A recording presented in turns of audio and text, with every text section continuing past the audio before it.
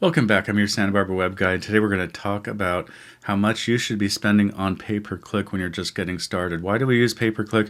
Because it's the fastest way to get customers or your prospects to actually look at your campaign, what your offer is, look at your website, take some kind of an action. And so before you're spending money on pay-per-click, however, you want to prove that the website or the landing page, wherever you're sending them, that you actually have a conversion. And what's a conversion? That means that people are actually taking the action that you want them to take when they're on that page. And if you can prove that people who go to that page take that desired action, then you'll be able to reach your overall goals, and your pay-per-click campaign is what's going to accelerate reaching those goals, right? Because if you can actually if you know that you're going to convert somebody who goes to that page, then now it's just a matter of how many people do you have to send to that page in order to make the financial goal that you're looking for, or the fulfillment, the numbers that you're seeking, right? So now when you're starting pay-per-click, a lot of people think that they have to spend a lot of money, and truth is that you can do pay-per-click campaigns with a budget of just $5 a day, and you don't have to actually budget the full value of the keywords that you want.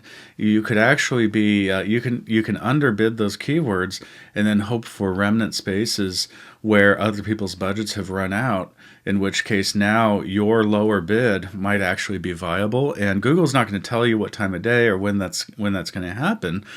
But just keep in mind that when your competition's budget is exhausted, your ads might show at that time. So you don't have to necessarily pay what Google's asking for, and you don't have to have that daily budget of hundreds of dollars.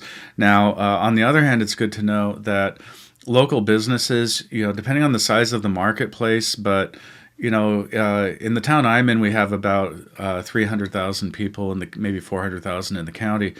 And businesses will spend on average about $3,000 a month on their pay-per-click in order to generate that. So that is the average spend for a small business.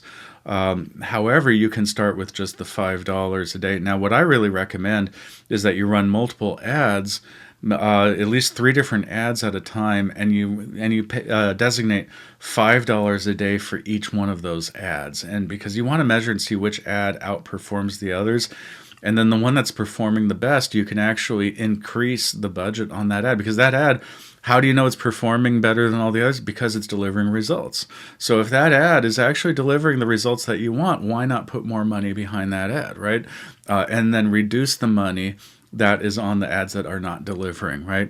Now, when the ads that are not delivering have lived their life and you've cut them off, it's time to put another ad on to try to compete with the one that is already doing really, really well, because this is just the nature of A/B testing. You always want to try to beat the ad that's winning, that's generating the most revenue, because you want to see if you can get even more revenue, right? So, but the ones that work, the ones that are performing, you always want to steadily increase the money. The ones that aren't performing, you want to steadily reduce that money. But you can start with as little as $5 a day, and don't forget that as your competition's budget runs out, there's a good chance that the lower cost, you'll get your keywords shown at a lower price. So it's not always the case, but you can definitely try it and see how that works, or go after keywords that are less popular.